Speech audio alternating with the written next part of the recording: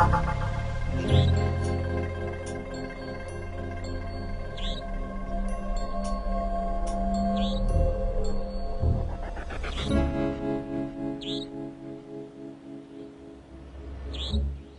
memang gini.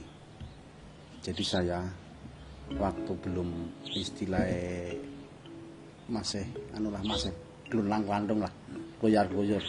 Jadi kesana kemari wong belum ada kerjaan. Jadi kita pengangguran. Ya memang dulu waktu saya istilahnya tahun 90 saya udah pernah nanam di tanah sawah. Lah setelah itu 92 saya hancur. Tanaman saya itu habis semua kena musibah banjir. Sampai amblas semua, harta segala macam apa. Nggak ada yang tersisa. Semua itu amblas. Jadi sampai saya bingung. Gimana langkah saya untuk ke depan.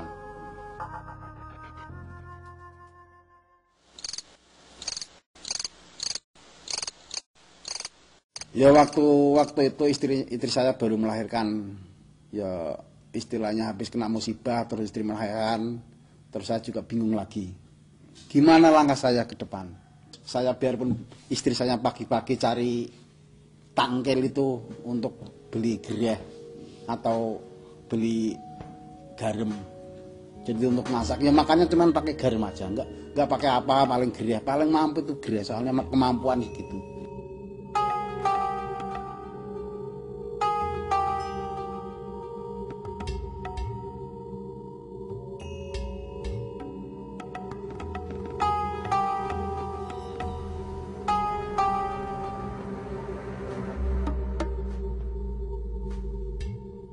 Teman-teman saya itu banyak yang nganggur.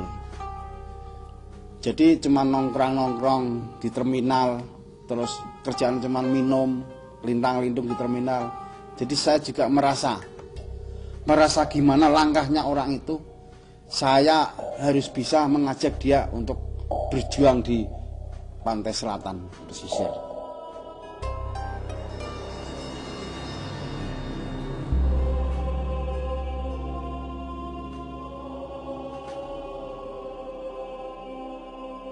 Entah apa wangsit dari mana, saya juga nggak tahu.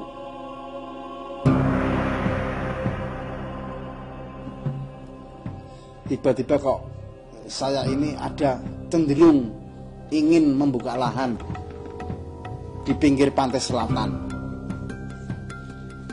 yang istilahnya nggak ada rumput aja nggak tumbuh.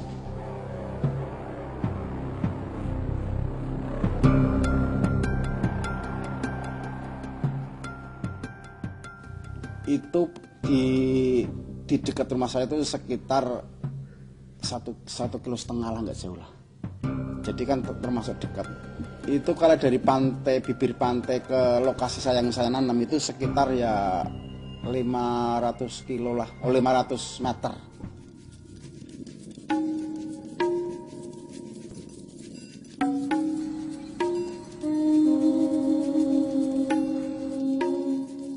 Ya memang dulu saya nggak punya modal.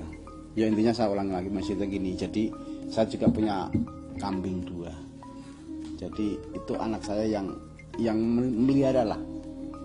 Yang istilahnya kasih makan, kasih apa, yang masukkan ke kandang itu anak saya. Itu yang namanya Eko Mujiono lah. Terus saya jual tadinya nggak boleh, tapi berhubung gimana untuk langkah ke depan saya. Lah terus saya jual. Lah terus kurang lagi untuk beli pupuk sama bibit. Itu saya juga, istri saya juga punya anteng itu juga saya jual lagi. Nah masih kurang lagi. Nah terus saya punya sepeda saya jual juga. Jadi kita punya niat tekad kita mau pulang ke kampung saya sendiri. Kalau belum bisa beli truk, saya belum akan pulang.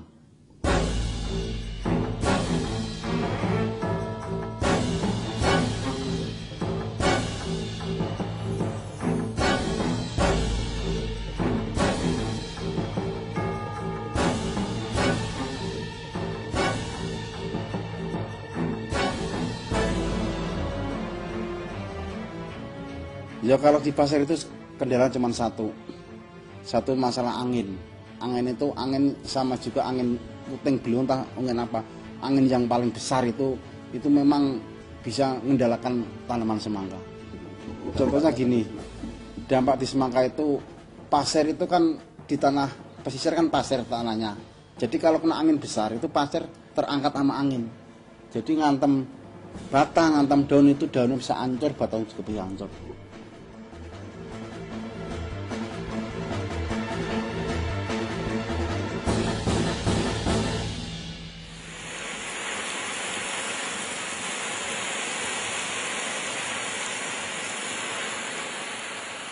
Kalau masalah air itu mudah sekali.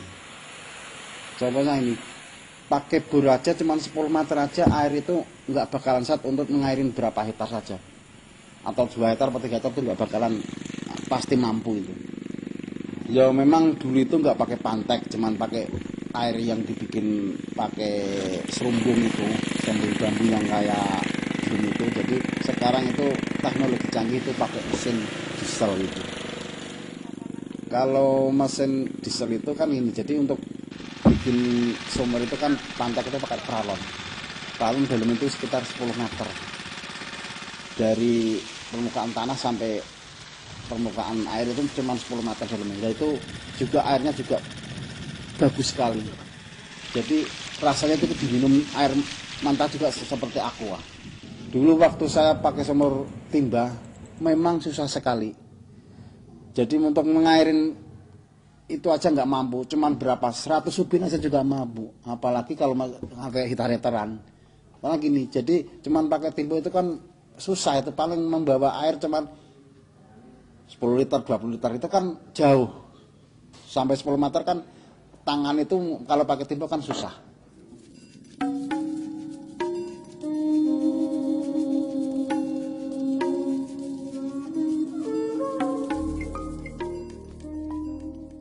Kalau tanah di pesisir, kalau dulu nggak pakai mulsa nggak apa-apa. Semenjak tanah udah istilahnya udah tua, entah gimana, yang jelas kalau nggak pakai mulsa pasti nggak akan berhasil. Nah gini, jadi kenang sinaran pantol itu kalau tanah itu dulu itu nggak, saya juga heran. Dulu itu bagus, tapi lama-lama kalau nggak dipakai mulsa nggak hasil, karena pantulan sinar itu langsung menembus ke tanah. Nah, kalau ada mulsanya kan mental ke atas. Jadi tanah itu terus lembab. Ya teknologi memang kalau di tanah pasir itu kalau nggak pakai pupuk kandang yang banyak itu kurang memuas, kurang hasilnya kurang bagus. Jadi dulu memang saya itu sendirian. Kita dulu itu nanam cuma sedikit, sekitar setengah hektar lah, nggak banyak. Tapi saya rasa hasilnya itu istilahnya agak lumayan. Nah terus kita kan pergi ngajak ke teman-teman saya. Ayo sekarang berikut saya. Soalnya kan gini, kalau yang namanya orang yang dilihat kan masa depan. Jangan cuman sekedar uang aja. Kalau orang itu melihat masa depan, insya Allah bisa tercapai cita-citanya. Tapi kalau cuma sekedar uang aja itu nggak bisa punya masa depan. Saya kasih pengarahan sama petani saya. Nah, setelah saya kasih dia terus mengikuti jejak saya, mengikuti arahan saya, dia juga bisa nanam, bisa berhasil. Alhamdulillah sama juga sama saya. Nah sekarang saya alhamdulillah mitra saya udah bisa istilahnya mandiri. Saya juga ngasih modal dari pupuknya, dari obatnya.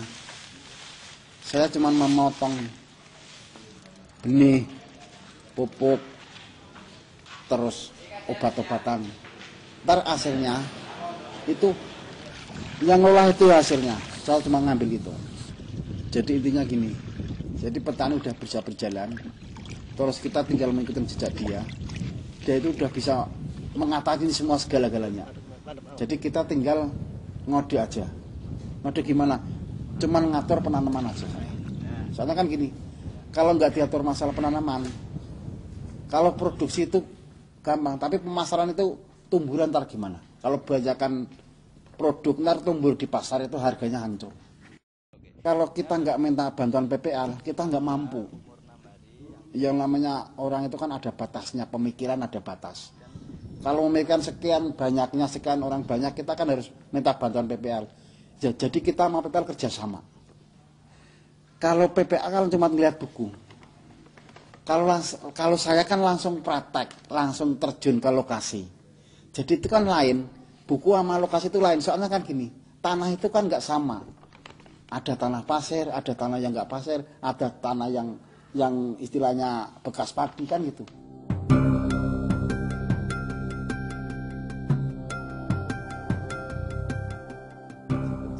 Ya memang daerah pantai selatan itu memang tanah masih ribuan hektar, banyak sekali.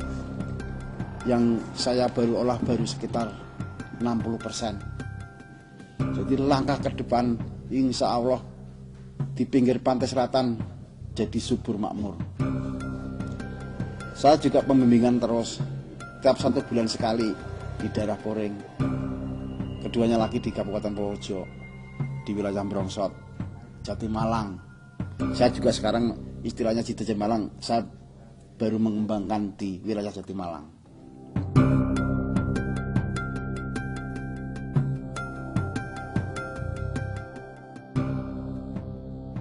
Kalau tanam semangka itu memang ya sebetulnya susah, tapi dikatakan susah ya mudah. Jadi gini, semangka itu memang untuk ke depan itu memang belum ada yang penghasilnya itu keuntungannya kayak semangka. Sekarang saya modal 50 juta, bisa mendapat 150 juta. Itu kan udah 200% keuntungan. Itu nggak ada yang mengimbangi semangka, khususnya pertanian hortikultura.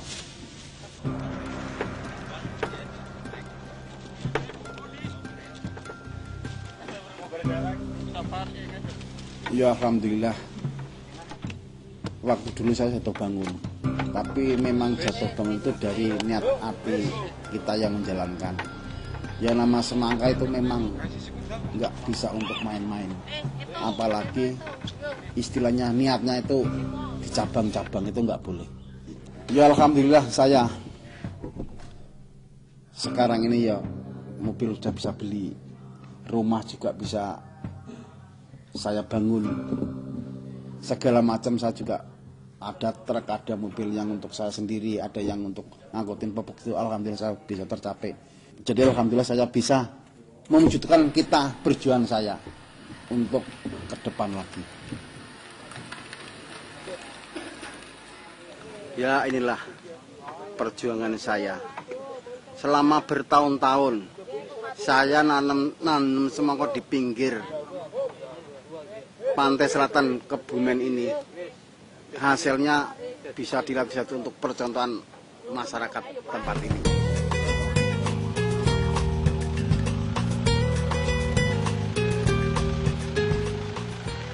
Saya punya keyakinan di pinggir pantai selatan sana saya bisa mengelola sebaik-baik saya untuk masa depan semua orang yang di pinggir pantai selatan. Saya olah yang bagus untuk tanaman satu cabai, keduanya jagung, ketiganya semangka. Biar tanah itu subur makmur, gemah ripah loh jinawi.